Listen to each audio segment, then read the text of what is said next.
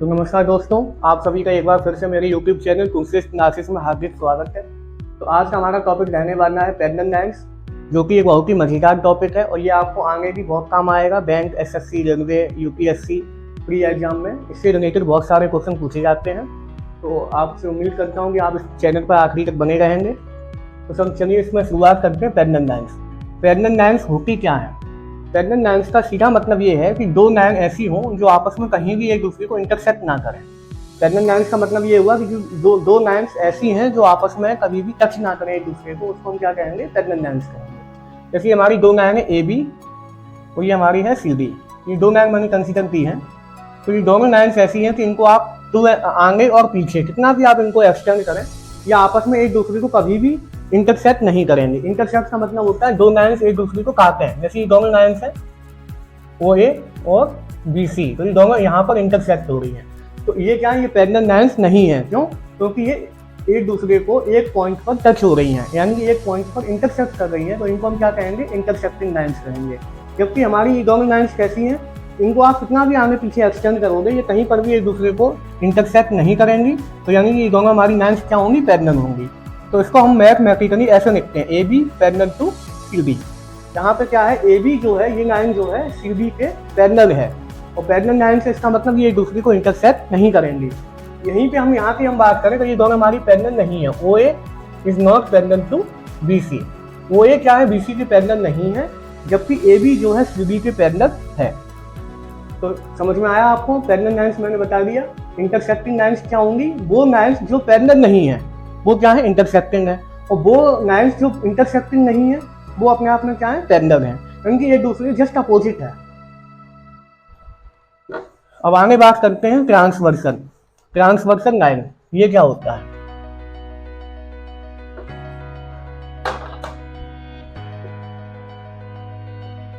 ट्रांसवर्सन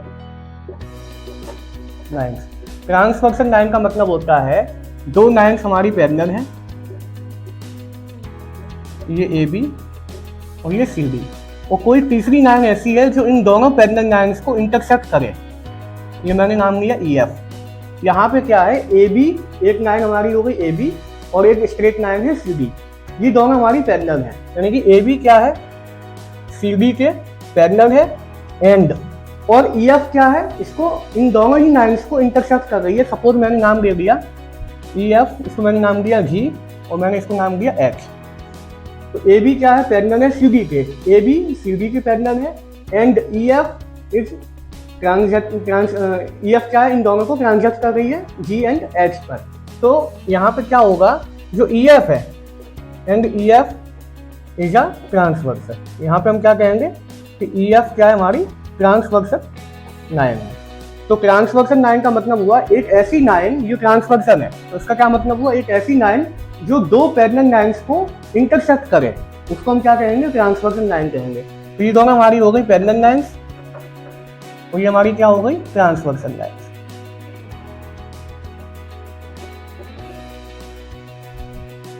ठीक है, ये दोनों हो गई हमारी पैरेलल लाइन्स, और ये हो गई हमारी ट्रांसवर्सन। क्यों? क्योंकि ये इन दोनों को इंटरसेक्ट कर रही है जी एंड एच पर।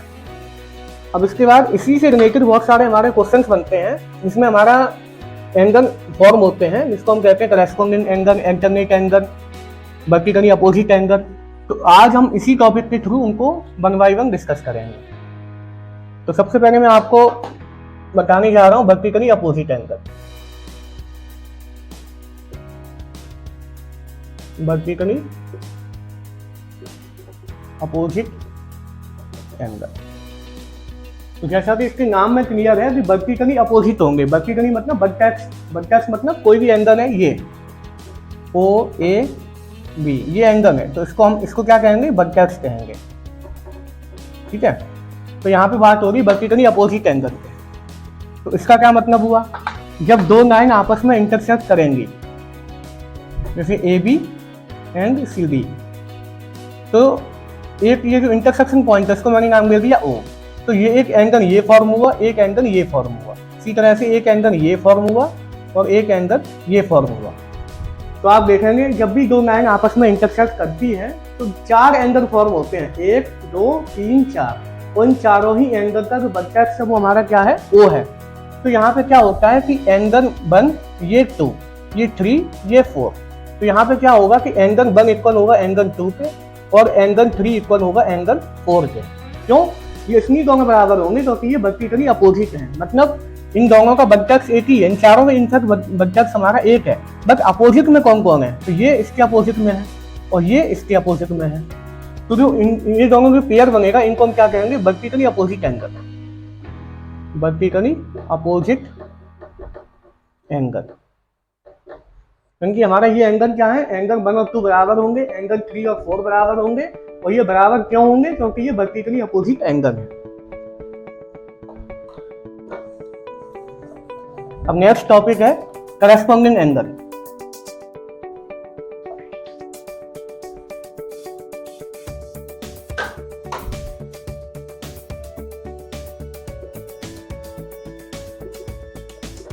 Corresponding angle. अब करस्पॉन्डिंग एंगल ये क्या होता है? तो उसको समझाने के लिए सबसे पहले मैं दो पैरेलल लाइन है वो ड्रॉ कर रहा हूँ, AB CD, और ये एक ट्रांसवर्सल है जो कि मैंने ड्रॉ की है EF। तो यहाँ पे करस्पॉन्डिंग का मतलब ये होता है, करस्पॉन्डिंग का मतलब आप ऐसे समझ सकते हैं कि जैसा ऊपर है वैसे ही नीचे हो। करस्पॉन्डिंग का मतलब क्या होता है? नॉर्मली जैसे दो चीजें एक जैसी हो तो उनको हम क्या कहते हैं कि एक दूसरे के करस्पॉन्ड है। तो करस्पॉन्डिंग का मतलब यहाँ पे सिंपल सा ये है, जैसे आप ये एंगल और ये एंगल देखिए, ये दोनों पैरेलल लाइन से ये ट्रांसवर्सल है। तो ये जो एंगल फॉर्म हो रहा है यहाँ पे इन दोनों के बीच में राइट साइड में हो रहा है, इसी तरह यहाँ भी राइट साइड में हो रहा है, दोनों ही इस पैरेलल लाइन से ऊपर की तरफ है। तो इसको हम क्या कहेंगे कि एंगल 1 इक्वल होगा एंगल 2 के। क्यों? क्योंकि ये दोनों करस्पॉन्डिंग एंगल है। इसी तरह से यहाँ भी हम कह सकते हैं कि ये एंगल सपोज मैंने कहा 3 और ये एंगल मैंने कहा 4, तो ये दोनों भी आपस में क्या होंगे? बराबर होंगे। क्यों? क्योंकि ये दोनों भी क्या है? करस्पॉन्डिंग है। भाई ये 1 और 2 क्या थे? दोनों ऊपर थे पैरेलल लाइन से, दोनों राइट साइड में थे। ये 3 और 4 क्या है? इन दोनों पैरेलल लाइन से नीचे की तरफ है और राइट साइड में है। इसी तरह से यहाँ पे हम इसको कहेंगे, ये मैंने नाम दिया 5 और इसको मैंने नाम दे दिया 6। तो ये भी दोनों एंगल क्या होंगे? आपस में बराबर होंगे, क्योंकि ये दोनों भी क्या करस्पॉन्डिंग है। सेम इसी तरह से जैसे 1 और 2 है, 3 और 4 है, ये दोनों लेफ्ट में हैं और दोनों ही ऊपर की तरफ है, तो 5 और 6 हो गया। इसी तरह से हमारा ये रहेगा 7 और इसको मैंने नेम दिया 8। तो इसी तरह से हमारा एंगल 7 इक्वल होगा एंगल 8 पे। ये क्यों होगा? क्योंकि ये दोनों ही नीचे की तरफ है, इसलिए ये भी दोनों बराबर होंगे। और इनका भी नेम क्या होगा? दोनों इन चारों का ही नेम रखेंगे हम करस्पॉन्डिंग एंगल, करस्पॉन्डिंग एंगल। यानी करस्पॉन्डिंग एंगल से ये चारों एंगल के पेयर आपस में बराबर होंगे। तो उम्मीद कर रहा हूँ आपको ये समझ में आ गया होगा। अगर आपको समझ में नहीं आता है तो आप कमेंट सेक्शन में या व्हाट्सएप मैसेज में आप मुझे बता सकते हैं, तो मैं इसको फिर से एक्सप्लेन कर सकता हूँ। और इसके बाद एक अगला टॉपिक इसमें आएगा अल्टरनेट एंगल। उसमें भी 2 क्वांटिटी आएंगी, interior alternate angle, exterior alternate angle, जो कि हम इसके नेक्स्ट वीडियो में डिस्कस करेंगे। तो आप बने रहिए। अगर आप उस वीडियो को देखना चाहते हैं तो इस चैनल को सब्सक्राइब करिए। और अगर ये वीडियो आपको समझ में आया, पसंद आया है, तो आप इस वीडियो को लाइक एंड शेयर कीजिए और मेरे चैनल को सब्सक्राइब कीजिए। धन्यवाद।